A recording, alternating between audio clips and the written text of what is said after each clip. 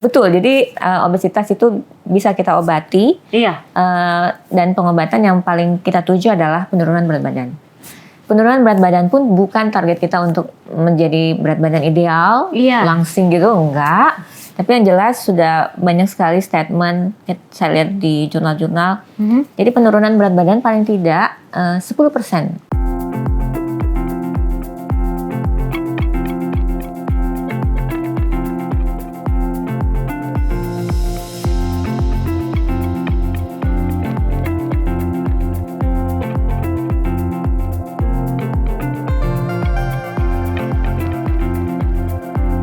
Assalamualaikum warahmatullahi wabarakatuh. Halo sahabat sehat, pemirsa Unhas TV dimanapun Anda berada. Senang sekali saya Zara Sabita Suceng dapat kembali menjumpai Anda dalam program Unhas Sehat. Sahabat sehat, tahukah Anda bahwa prevalensi obesitas di Indonesia kian meningkat setiap tahunnya? Tak hanya terjadi di kota-kota besar, namun hal tersebut juga mulai merambah ke daerah-daerah. Hal tersebut kemudian menimbulkan pertanyaan, apakah obesitas disebabkan oleh gaya hidup masyarakat yang tidak sehat, atau justru karena minimnya edukasi mengenai gizi dan pola makan yang benar? Nah, hari ini kita akan mengupas tuntas permasalahan tersebut tentu bersama dengan seorang pakar. Nah, kali ini telah bergabung bersama kami Dr. Andi Yasmin Syauki MSc, spesialis gizi klinik konsultan, yang juga merupakan sekretaris program studi ilmu gizi klinik Universitas Hasanuddin. Assalamualaikum warahmatullahi wabarakatuh, Dok. Waalaikumsalam. Oke, gimana kabar hari ini, Dok? Alhamdulillah kabar baik. Alhamdulillah kabar baik, sehat ya, Dok? Alhamdulillah. Oke, nah sebelum membahas topik kita mengenai obesitas lebih jauh nih, Dok, banyak masyarakat kita yang masih beranggapan bahwa kelebihan berat badan atau overweight itu sama dengan obesitas. Atau padahal ini adalah dua hal yang berbeda ya, Dok. Mungkin boleh dijelaskan kepada para pemirsa sebagai pengantar untuk topik kita hari ini, perbedaan mendasar antara overweight, kelebihan berat badan, dan obesitas itu sendiri, Dok. Oh ya, baik. Jadi terima kasih saya ucapkan dulu dari Unhas TV yang telah mengundang saya untuk berbicara mengenai obesitas, dan kebetulan saya juga adalah bagian dari Pokja obesitas di Unhas ya. Betul. Jadi obesitas dengan overweight adalah dua hal yang berbeda. Jadi kalau overweight itu adalah kelebihan berat badan, tetapi belum bisa dikatakan obesitas. Nah, jadi kalau obesitas itu sudah ada kriterianya juga. Jadi sebelum jadi obesitas, biasanya dia akan melalui overweight dulu. Tetapi karena mungkin tidak pernah diperiksa, jadi langsung dikatakan jadi obesitas. Ya, dan itu biasanya kami akan memakai pengukuran berat badan, tinggi badan, kemudian kita mencari indeks massa tubuhnya. Ya.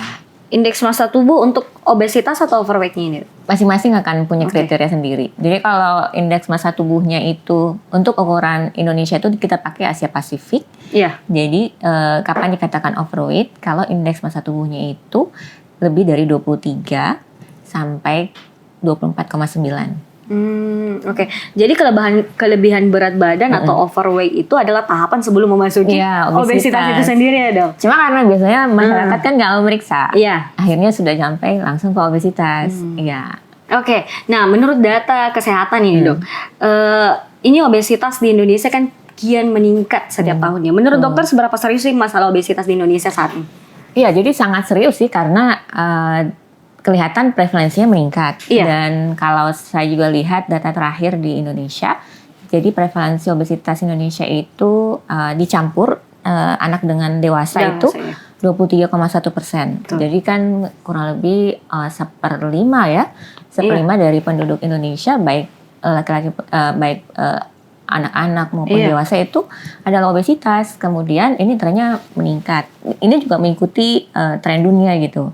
Kemudian yang perlu juga kita cermati adalah prevalensi obesitas sentral, namanya bagian perut nih. Itu lebih tinggi. Jadi obesitas sentral itu 28,1%. Nah, itu juga harus kita hati-hati di situ. Jadi ini memang harus kita waspadai. Kita berusaha cegah supaya tidak meningkat. Paling tidak meningkat. Kalau kita bisa turunkan ya itu pasti juga target kita sih. Nah berbicara mengenai tingkat obesitas yang saat ini tengah terjadi di Indonesia, kita tahu bahwa salah satu faktor utamanya adalah lingkungan obesogenik ya, Dok. Betul. Faktor resiko lingkungan ini seperti apa, Dok? Nah sebenarnya kalau lingkungan obesogenik itu memang masyarakat mungkin tidak menyadari bahwa ini adalah lingkungan obesogenik. Jadi pertama adalah lingkungan yang menyediakan makanan yang tinggi energi, Oke. padat energi, tinggi banget energi. Itu makanan yang terutama ya cepat saji, restoran cepat saji itu Fast adalah food ya? iya fast food. Itu adalah lingkungan obesogenik. Kemudian salah satu juga yang lingkungan obesogenik adalah makanan-makanan yang ataupun minuman yang juga yang menyediakan gula terlalu banyak. Itu adalah lingkungan obesogenik juga gitu.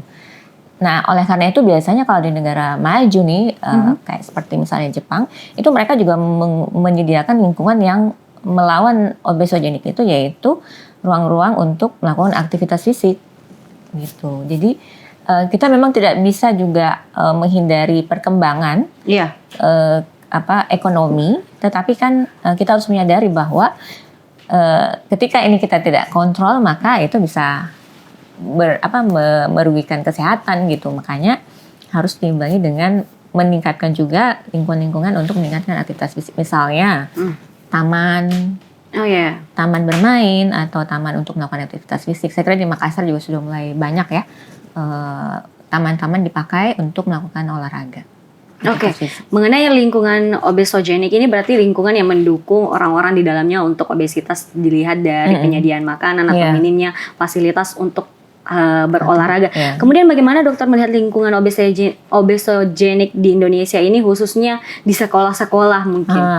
Iya, sama di sekolah. Jadi harusnya di sekolah itu memang difasilitasi untuk mendapatkan makanan sehat gitu. Iya, oke. Ya, tetapi kan yang ada adalah yang menjual adalah bukan yang makanan sehat. Makanan sehat kan harusnya makanan yang gizinya lengkap, terutama bagi anak-anak yang sedang masa pertumbuhan, perkembangan, anak SD, SMP, kemudian kalau SMA itu kan harus sudah dilatih juga untuk memilih makanan yang bagus untuk kesehatan mereka, supaya ini menjadi gaya hidup, kebiasaan. Dan ini memang dilakukan di negara maju seperti di Jepang. Jadi di Jepang itu mereka anak SD itu mereka tidak diizinkan untuk membawa makanan dari luar. Kalaupun misalnya kalau karena saya pernah sekolah di Jepang, jadi kalau misalnya pun kita Muslim yang kita tidak bisa ikuti mungkin karena tidak halal, kalau kita mengambil makanan dari sekolah maka kita bisa membawa, tetapi sudah ada panduannya. Oh, oke. Ya, jadi kita tetap menyediakan tapi nilai gizinya sama, apalagi modelnya sama. Sehingga di antara ini juga bagus karena di antara siswa itu tidak ada kesenjangan. Iya. Ada makanan yang lebih mahal, ada tidak. Oke. Oke, menurut dokter sendiri kan kita masih bicara mengenai lingkungan obesogenik ini. Bagaimana sih sebenarnya standar kantin yang baik untuk sekolah-sekolah di Indonesia ini? Mengingat banyaknya makanan tidak sehat yang beredar di sekolah-sekolah untuk anak-anak ya. Betul. Iya. Jadi sebenarnya kalau saya juga melihat di negara maju itu, mereka sebenarnya tidak menyediakan kantin, tapi menyediakan makanan yang akan dimakan sama-sama. Dan itu mereka itu makanan tersebut diatur oleh seorang ahli gizi. Ahli gizi. Ya, dietitian, nutrisionis. Jadi setiap sekolah punya, sehingga mereka sudah diatur gitu sejak kecil. Nah ini memang jadinya serius gitu. Jadi pemerintah Jepang memang serius. Jadi Indonesia juga harus bisa. Jadi memang ada makanan bergizi gratis yang disediakan. Ya, sebenarnya tidak gratis. Jadi ini setengah-setengah disubsidi pemerintah. Ada subsidi pemerintah, kemudian selebihnya juga ada dibiayai oleh orang tua. Ya, jadi artinya pemerintah juga tidak lepas tangan, tapi orang tua juga harus mengeluarkan lah, paling tidak memang demi kesejahteraan dan kelangsungan hidup anaknya. Oke, Dok. Ini kan lingkungan obesogenik. Nah, sekarang kita beralih ke salah satu faktor, yaitu faktor genetik. Oh ya. Itu bagaimana penjelasannya, Dok, untuk obesitas sendiri? Iya, jadi kami di bidang gizi klinik juga sudah punya cabang ilmu itu, namanya nutrigenetik, nutrigenomik. Jadi gen ini akan mempengaruhi dari makanan yang kita makan, ataupun karena ada gangguan pada gen kita gitu. Iya. Ya. Nah, jadi kalau misalnya diketahui kita misalnya kita resiko untuk kalau makan karbohidrat, misalnya dalam kita ada standarnya berapa gram, itu kita akan menjadi gemuk dibanding orang yang dibanding orang yang tidak punya resiko genetik. Ya. Sehingga memang kan ada yang bilang saya makan banyak nggak gemuk, tapi dia nggak gemuk tapi saya gemuk. Nah itu sudah kita akan perkirakan ini adalah ada resiko genetik pada orang ini gitu. Itu menurut gennya ya dok? Iya. Kalau obesitas pada anak-anak itu seperti apa dok? Ya kalau obesitas anak-anak memang bisa sangat terjadi karena pertama memang di anak itu kan memang kita harapkan terdapat kenaikan berat badan, tapi harus sesuai dengan standar gitu ya. Nah, tetapi kalau kita pun mendeteksi itu sudah ada klasifikasinya namanya IMT untuk umur. Iya. Jadinya kalau misalnya dia melewati batasan itu, maka kita harus rem dia ya, direm. Nah, cara remnya ya kita harus hati-hati dengan pemilihan makanan. Jadi anak itu tetap harus makan karena kan dia masa pertumbuhan perkembangan, tetapi pilihan makanannya harus kita perhatikan dan aktivitas fisiknya. Jadi tidak bisa langsung seperti orang dewasa, kamu harusnya makan segini saja, nggak bisa karena dia anak-anak. Dan memang saat-saat itulah membutuhkan gizi yang banyak. Iya, gizi yang banyak, gizi yang baik, lengkap, sehat. Iya. Tapi banyak juga nih dok, orang tua atau mungkin para pengasuh di luar sana yang beranggapan bahwa ketika anaknya itu gemuk, masih banyak anak yang gemuk akan memberikan rezeki lah atau suri. Itu bagaimana tanggapannya dokter itu? Ya kalau itu kan mungkin hanya yang beredar di masyarakat isu-isu. Tetapi kalau kita lihat secara objektif, kita nilai dari sisi kesehatan, itu kan malah berakibat tidak baik untuk kesehatan ke depan gitu ya, ke depan. Jadi kalau misalnya anaknya ini terlalu gemuk, itu bisa mengganggu dia punya fungsi organ. Mungkin tidak akan kelihatan 3 tahun, 5 tahun, tapi mungkin pada saat remaja, dewasa, itu dia akan cepat mendapatkan penyakit-penyakit yang misalnya kolesterol tinggi, hipertensi, dan itu memang sudah terjadi sekarang. Dimana dulu kan kita menemukan pasien diabetes itu di usia 50 tahun, paling cepatnya 50 tahun. Sekarang usia 30 tahun udah dapat diabetes. Salah satu faktornya adalah karena obesitas ya? Iya, karena pola hidup, obesitas, makanan yang mendukung untuk terjadinya diabetes. Karena diabetes dan obesitas itu seperti sepupu. Nah dok, berarti anak-anak yang mulai obesitas sejak dini mempunyai lebih luas ya untuk obesitas ketika dia dewasa nanti. Iya, jadi saya kira kalau dia sudah obesitas di anak, maka kedepannya adalah gangguan metabolik. Seperti misalnya hipertensi, penyakit diabetes akan bisa cepat didapatnya. Walaupun tidak ada keluarga, turunan keluarga, iya. Nah selanjutnya nih dok, berdasarkan dengan survei kesehatan Indonesia tahun 2023 ini obesitas pada orang dewasa untuk laki-laki itu adalah sekitar 29,3% untuk laki-laki. Nah dan untuk perempuan itu ada 46,5. Ini menunjukkan perempuan di Indonesia lebih banyak yang obesitas dibanding laki-laki. Kenapa sih dok lebih banyak, apa faktor yang mendorong banyaknya perempuan yang obesitas ini? Iya, jadi pertama antara laki-laki dan perempuan itu kita memang beda secara hormonal. Iya. Kemudian secara komposisi tubuh kita itu berbeda. Secara komposisi tubuh normalnya perempuan itu lebih banyak lemaknya dibanding laki-laki. Laki-laki lebih banyak ototnya dibanding perempuan. Jadi seperti itu. Itu juga karena kita memang organnya beda. Ada yang berbeda gitu. Ada yang tidak dimiliki laki-laki, dimiliki perempuan gitu ya. Kemudian secara hormonal itu kan perempuan akan mengalami masanya hamil. Iya. Ketika hamil itu terjadi perubahan dalam hormonnya, dan itu juga salah satu resiko untuk perempuan itu mengalami obesitas setelah melahirkan. Iya.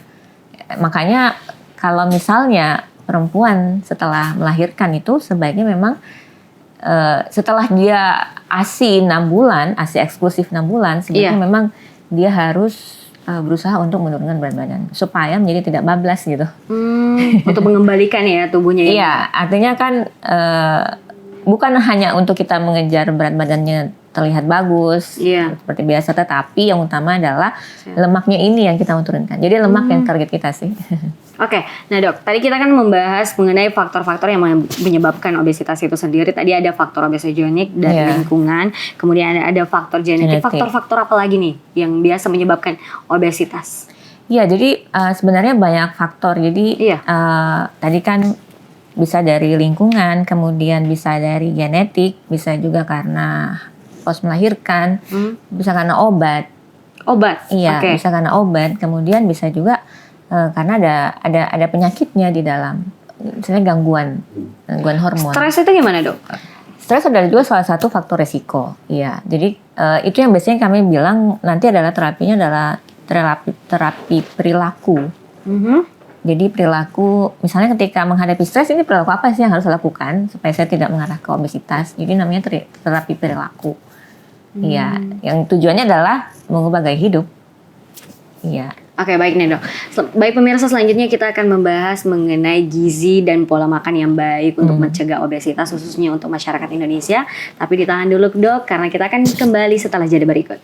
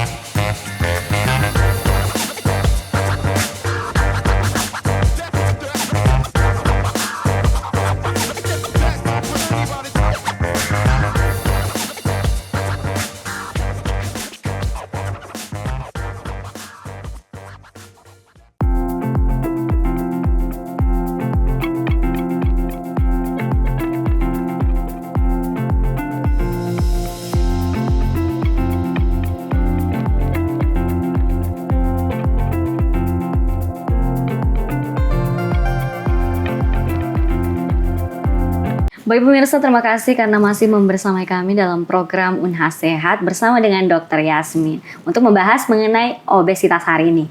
Nah, Dok, bagaimana sih sebenarnya perubahan pola makan masyarakat Indonesia dalam beberapa tahun terakhir memengaruhi tingkat obesitas yang tinggi? Ya, ini bagus sekali pertanyaannya. Iya. Jadi memang terjadi perubahan pola makan ya masyarakat secara umum karena itu tadi karena ada lingkungan obesogenik. Iya, obesogenik. Iya, itu dia. Jadi masyarakat itu, jadi begini, dulu itu kita menemukan obesitas itu seperti hanya milik orang yang kaya. Oh, oke. Iya kan? Dulu. Karena mungkin banyak. Iya, karena dulu itu kita beranggapan kalau kita makan lemak yang berasal dari daging, Iya, betul. baru kita gemuk. Ayam kita baru gemuk. Nah, tapi sekarang kan berubah. Itu yang tidak kita menemukan hanya di orang kaya nih gemuk obesitas, tapi di orang yang menengah ke bawah juga kita temukan. Nah, kenapa? Padahal kan mereka juga nggak mungkin dong tiap hari makan daging. Iya, kan? betul. Jadi yang berubah adalah konsumsi karbohidrat, terutama tepung-tepungan yang berlebihan. Oke. Karena ya disediakan gitu, ada wadahnya gitu, ada tempat belinya. Nah, ini juga terjadi di kota-kota kecil atau bahkan di desa. Jadi kan sudah banyak tuh berjamuran kan? Iya. Jamuran ataupun makanan minuman kemasan. Nah, sudah masuk juga di desa-desa.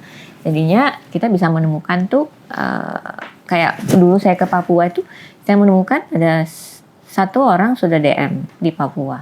Nah, padahal itu juga mungkin daerahnya tidak terlalu kota banget dan dia itu termasuk masih gaya hidupnya itu masih yang sangat tidak terlalu kekotaan, tetapi karena mungkin dia bisa membeli makanan minuman kemasan sehingga ya dia jadi DM. Jadi sekarang itu yang berubah adalah konsumsi karbohidrat yang berlebihan. Tepung-tepungan ya, Dok? Tepung-tepungan terutama, iya. Jadi yang tepung-tepungan kan bisa kita temukan dalam berbagai bentuk ya, misalnya gorengan yang paling sering. Iya. Kemudian atau biskuit-biskuit, makanan kemasan, makanan yang bisa dibeli di mana tuh warung-warung. Iya, betul. Ya, itu dia. Jadi itu yang berubah di orang Indonesia, konsumsinya berlebihan di situ. Sehingga memang harus kita edukasi. Dan memang ini juga memang kalau kita lihat kan ada industrinya. Jadi seperti saya lihat juga di Jepang, mereka itu berkomitmen gitu, melibatkan industri. Iya, Jadi kan artinya industri juga harus diberikan edukasi gitu. Kamu harus bikin misalnya ya produk ya nggak boleh terlalu gini. Gitu. Ya memperhatikan gizinya juga. Iya, memperhatikan gizi. Jadi memang pemerintah harus juga melibatkan industri. Jadi bukan hanya mencegah atau mengedukasi kepada masyarakat, jadi ini juga pemerintah juga harus turut andil dalam memberikan edukasi kepada industri untuk menyajikan makanan-makanan sehat dan bergizi ya dok. Betul. Oke, jadi jawaban dokter tadi ini juga sebagai jawaban di awal tadi yang sempat saya mention bahwa obesitas saat ini tidak hanya terjadi di kota-kota besar, tapi juga mulai merambah ke daerah-daerah karena adanya perubahan pola makan di masyarakat ya, mulai banyak konsumsi tepung-tepungan atau karbohidrat yang berlebih seperti biskuit tadi dan lain sebagainya. Oke, kita juga kan bagaimana sih sebenarnya budaya fast food mendorong obesitas di Indonesia ini, dok? Ya, itu fast food juga menjadi salah satu yang kita harus antisipasi karena fast food itu kan dulunya itu kita membelinya biasanya di weekend. Iya, oke. Jadi itu kan seperti makanan mahal. Tapi karena sekarang banyak sekali tersedia restoran fast food dan itu bisa diakses, bahkan ada yang bisa buka 24 jam kan ya. Iya. Nah itu kan berbahaya sekali karena kandungan gizinya itu hanya misalnya ayam nih ya. Ayam itu sudah dilapisi lagi adalah tepung. Jadi kita dapat dua ini dari lemak dari ayamnya, kemudian dari tepungnya. Dari tepungnya juga dapat energi. Nah itu kalau berlebihan jadinya. Dan masyarakat kan mengatakan saya nggak makan nasi kan ya biasanya. Iya, oke. Disalahkan itu nasi yang jadi gemuk. Tapi kan ini yang menyebabkan Anda gemuk ya ini. Dan sekarang berlapis-lapis ya, dok? Iya, langsung memasukkan berlebihan. Dan sekarang itu yang terjadi juga adalah saya lihat masyarakat sekarang itu ada membuka toko-toko ataupun kedai gitu yang menjual mirip ini, yang ayam dengan tepung, yang pasti harganya lebih murah daripada di restoran fast food kan. Jadi ini juga memang harus kita antisipasi. Jadi makanya ini ketika saya diundang ya ayo kita bicara. Iya. Oke, tapi menarik nih dok, karena tadi dimention bahwa ayam itu kan sudah ada lemaknya, kemudian ketika ditaburi tepung itu sudah ada energi, kemudian digoreng kembali. Tapi kan rata-rata fast food itu dok selalu diiringi atau diimbangi dengan sayur-sayuran juga nih. Kenapa sih sebenarnya itu kemudian tidak sehat gitu? Iya, karena begini, walaupun dia dibarengi dengan sayur, tetapi dia tidak bisa mengatasi yang berlebihan ini. Tidak cukup. Oke. Iya, dan itu kan harusnya kalau kita pun makan sayur itu tidak sebegitu, hanya sedikit, tapi nggak bisa. Nggak bisa. Jadi memang orang Indonesia itu tidak terbiasa makan sayur. Kecuali mungkin yang saya lihat orang Indonesia itu adalah di Jawa Barat. Jawa Barat itu memang dia ada sayur selalu ya, dan berbeda porsinya. Saya sudah membandingkan ketika saya dengan orang teman saya dari Bandung tuh, saya ngambil sedikit, dia ngambil banyak. Berarti memang beda ya, kita punya perilaku beda. Jadi yang mungkin yang kita harus antisipasi adalah jangan makan berlebihan di fast food tersebut, karena kita memang tidak terbiasa makan sayur yang tinggi. Jadi ya kita tetap harus mendorong masyarakat untuk mengkonsumsi sayur karena itu adalah sumber serat. Dia baik untuk kesehatan kita, tetapi tak bisa juga kita berlebihan gitu. Karena kalau berlebihan juga masyarakat tidak akan ikut. Jadinya harus pelan-pelan diedukasi. Lantas bagaimana sih dok sebenarnya contoh pola makan sehat yang bisa diterapkan oleh para pemirsa Onhas TV? Ya sebenarnya sih makanan yang 3 biasa. 3 kali sehari tuh? Iya 3 kali sehari. Jadi sebenarnya konsepnya masih sama. Jadi yang kita perlu makanan itu dia mengandung karbohidrat, protein, tidak berlebih tentunya, lemak tidak berlebih. Jadi karbohidrat yang ini memang karena teknologi pangan maka ada ditemukan misalnya tepungnya bisa dari mana saja dibikin, kemudian gula pasir. Nah ini yang berlebihan karena penemuan ini, karena teknologi memang kita tidak bisa menafikan teknologi, tapi yang kita harus edukasi adalah masyarakat bagaimana cara menggunakan makanan-makanan dari produk tersebut. Jadi karbohidrat yang harus kita lebihkan adalah karbohidrat yang bukan dari industri. Misalnya, ya kalau kita mau makan karbohidrat, pilihlah yang sudah memang berasal dari alam. Misalnya beras, itu kan dari alam. Walaupun digiling, tapi dia cuma satu kali proses gitu. Kalaupun mau misalnya dari daerah lain makan sagu, ya silahkan gitu. Sagu. Kalaupun daerah lain misalnya jagung, ya jagung dimakan gitu. Oke. Iya, enggak masalah. Tapi kalau sudah dalam bentuk tepung itu sudah melalui proses. Jadi ini harus dikecilkan, yang proses yang berlebihan ini dikecilkan, yang besar, yang betul-betul langsung datang dari alam itu yang harus tetap kita makan lebih banyak. Kemudian ikan nggak usah dicampur tepung. Oke. Ikan goreng tepung gitu. Ini nggak boleh dicampur tepung. Kemudian ayam nggak boleh dicampur tepung. Baiknya ya dok. Iya, karena kan kita cuma butuh protein yang ada di dalam ikan, ayam. Kemudian sayur jangan terlalu lama dimasak. Karena yang kita butuh adalah zat-zat gizinya. Jadi ya ini makanya harus diimbangi. Jadi proses pemasakan ini juga pasti karena ada teknologi masak, alat-alat masak berkembang. Tapi iya betul. Kami juga sebagai dokter gizi harus mengamati nih, ini teknologi yang berkembang ini merugikan, menghilangkan zat gizi atau tidak. Nah itu dia. Oke, jadi untuk pola makan yang sehat masih sama ya dok? Masih sama, iya. Jadi memang yang berkembang adalah kita punya gaya hidup yang cenderung merugikan. Intinya segalanya tidak boleh berlebihan. Berlebihan, iya. Harus dalam porsi yang pas begitu. Porsi yang pas. Jadi yang sekarang memang kita harus hati-hati adalah penyakit-penyakit metabolik yang mulai meningkat. Penyakit metabolik misalnya hipertensi, diabetes, itu dan obesitas sekarang sudah dikatakan penyakit. Secara dunia sudah dikatakan penyakit karena banyak sekali faktor yang akan mengikuti obesitas tersebut. Seperti hipertensi tadi. Iya, hipertensi, kolesterol, akhirnya jadi jantung. Iya. Macam-macam. Oke, ini ada juga nih dok, beberapa dari masyarakat kita yang mungkin makan karbohidratnya itu sedikit, tapi dia itu rajin ngemil yang kemudian mendorong untuk obesitas, itu seperti apa dok?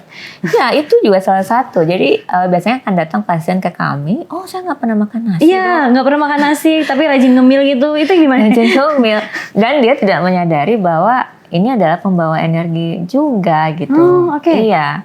Dan ini tidak lengkap gizinya. Malah ini tidak lengkap gizinya. Misalnya ya, dia ngemilnya misalnya sambil nonton dia ngemil kacang atau snack. Tapi dia menganggap, oh ini kan makanan kecil. Makanan ringan.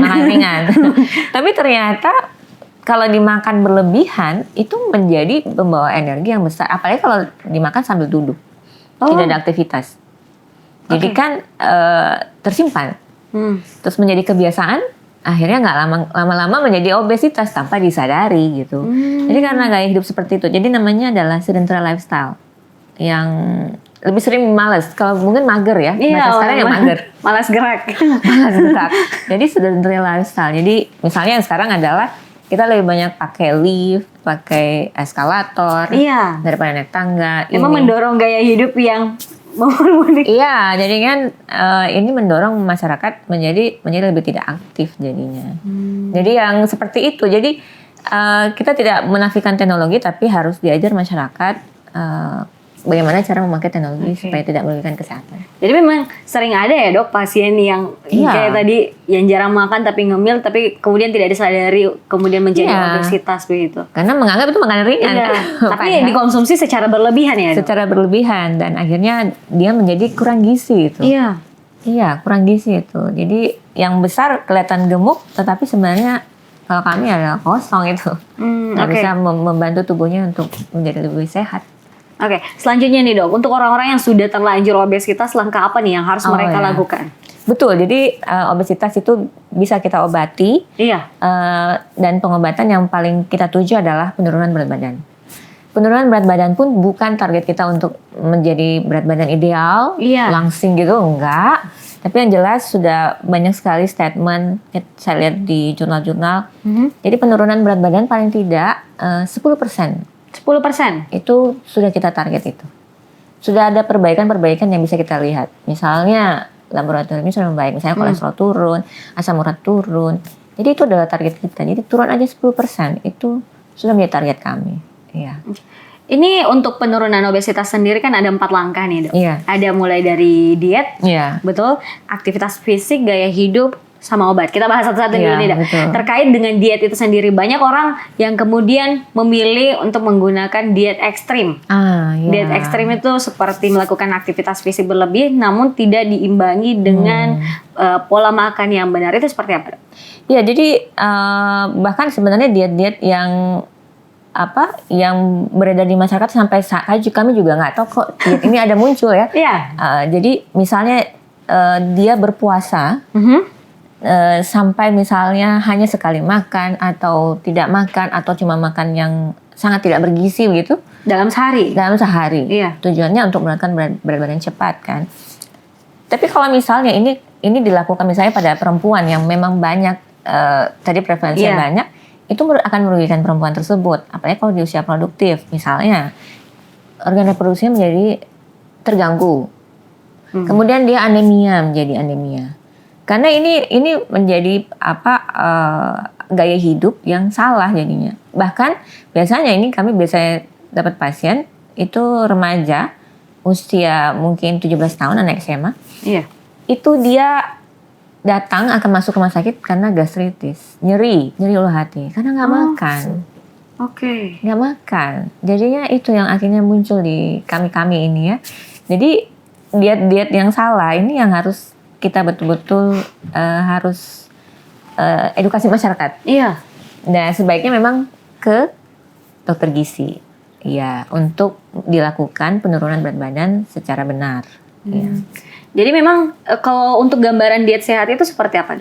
Diet sehat itu maka kami akan atur makannya 3 kali, paling tidak 3 kali sehari. Oh, tetap ada 3 kali 3 sehari? kali sehari Oke. dengan porsi yang kami atur. Nah, kami juga mengakomodasi kalau misalnya di antara waktu makan itu masih ada rasa lapar gitu. Karena lapar itu kan juga Iya. haknya harus kita makan gitu.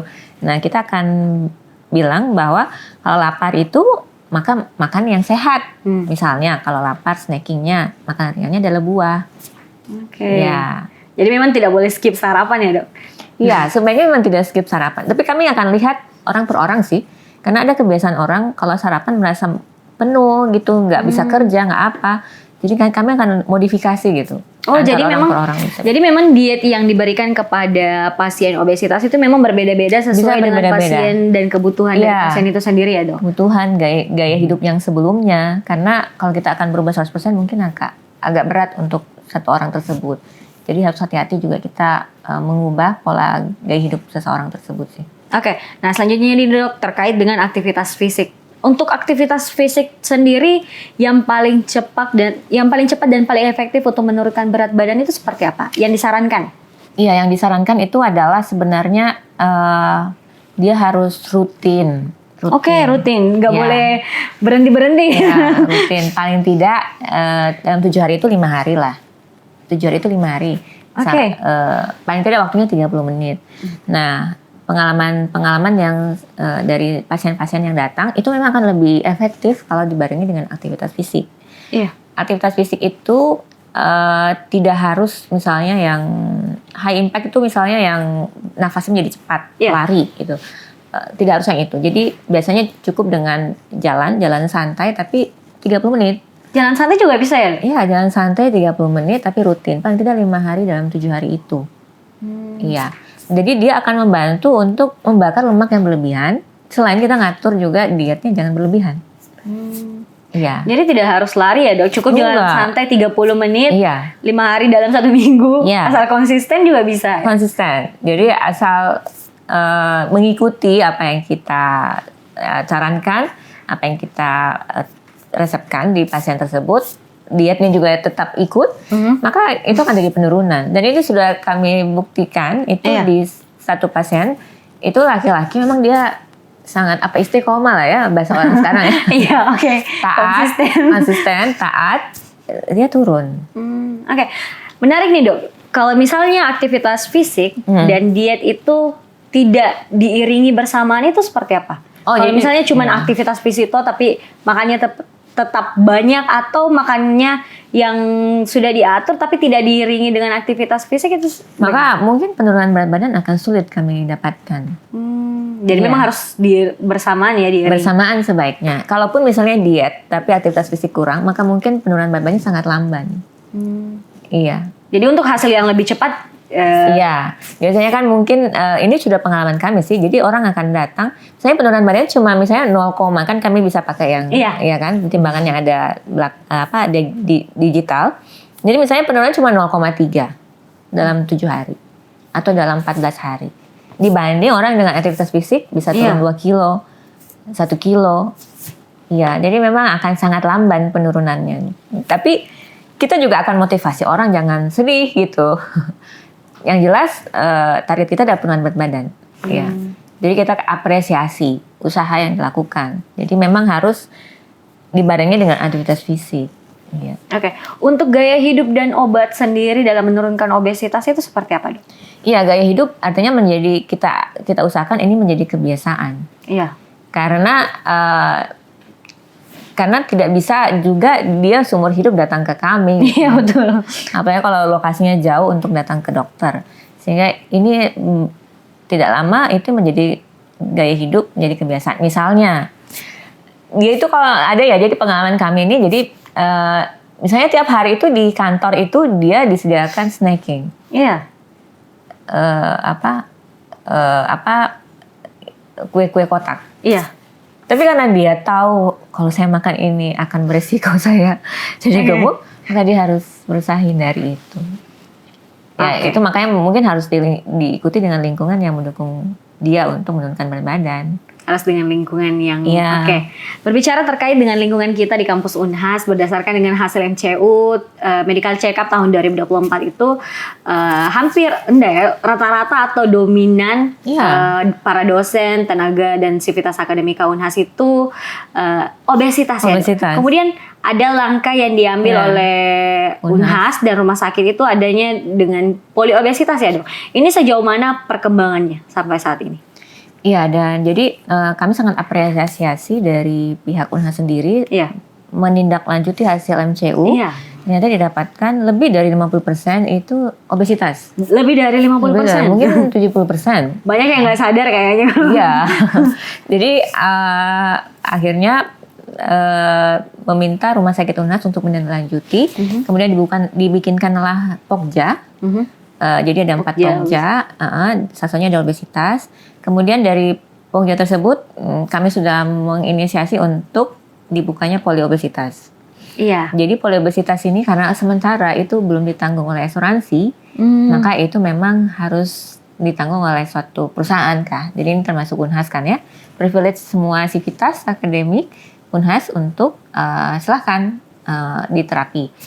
Nah untuk langkah awalnya kami tahun lalu 2024 itu kami follow up untuk 50 orang dulu.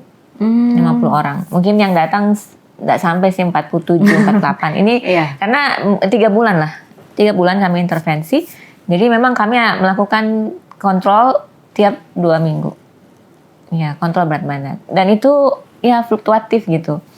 Jadi kalau misalnya ada yang datang rajin, tapi ada juga yang karena kesibukan nggak datang-datang, hilang. Iya. Tapi ya tetap kami motivasi datanglah. Jadi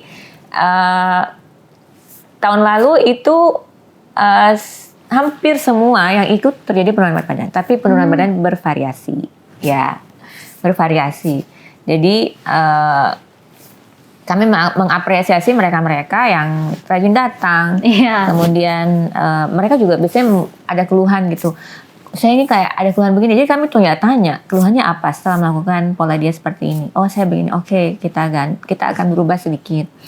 Jadi alhamdulillah semuanya bisa turun berat badan. Nah sekarang yang kita harus jaga yang 50 orang ini itu konsisten, taat ya. Dan tahun ini kita sudah akan memulai lagi programnya, memperlebar menjadi saya sudah sempat bicara dengan dari pihak Unhas sendiri menjadi 250 orang yang MCU tahap awal yang sebelumnya. Jadi kita ambil dulu data dari situ. Jadi kita memperlebar. Jadi mudah-mudahan ini bisa dilakukan tahun ini, insya Allah ya. Jadi yang 50 orang itu mungkin kami akan tetap follow up sih. Oke, jadi memang Unhas menunjukkan komitmennya untuk mendukung seluruh sivitas akademika untuk menerapkan pola hidup yang sehat melalui dengan poliobesitas ya. Poliobesitas. Oke, terakhir nih dok, sebagai closing statement mungkin boleh disampaikan kepada para pemirsa Unhas TV, sahabat sehat, untuk terus menjaga kualitas hidup untuk terhindar dari obesitas. Baik, kalau obesitas sendiri itu sebenarnya bisa kita cegah dengan perubahan gaya hidup. Gaya hidup yang paling pertama adalah betul-betul makanan yang kita makan itu adalah makanan sehat yang tidak tinggi energi, mengandung karbohidrat tinggi ataupun lemak tinggi. Yang memang ini sangat banyak beredar di lingkungan sekitar. Oleh karena itu, kita memang harus kontrol makanan kita. Biasanya tips saya adalah kalau saya makanan ini hari ini terlalu banyak makanan yang tinggi karbohidrat, tinggi lemak, maka besoknya harus segera dikurangi. Salah satunya bisa dilakukan berpuasa. Jadi ya tipsnya seimbang. Jadi kalau hari ini makannya berlebihan, maka besok harus segera dikurangi sehingga menjadi bisa diturunkan. Ya. Oke, baik. Terima kasih kami ucapkan kepada Dr. Yasmin atas informasinya mengenai obesitas kita pada hari ini. Pemirsa, semoga pembahasan kali ini dapat mengedukasi sahabat sehat semua untuk terus menjaga kesehatan, pola makan, aktivitas fisik, dan gizi yang lebih baik untuk kualitas hidup yang lebih baik juga tentu ke depannya. Sekali lagi kami ucapkan terima kasih kepada Dr. Yasmin atas kesempatannya untuk berbincang bersama dan berbagi kepada para pemirsa Unhas TV. Kami ucapkan juga terima kasih kepada para pemirsa Unhas TV yang selalu setia menyaksikan Unhas Sehat kali ini. Dan untuk itu saya Zara Sabita Suceng pamit undur diri dan sampai jumpa di program selanjutnya.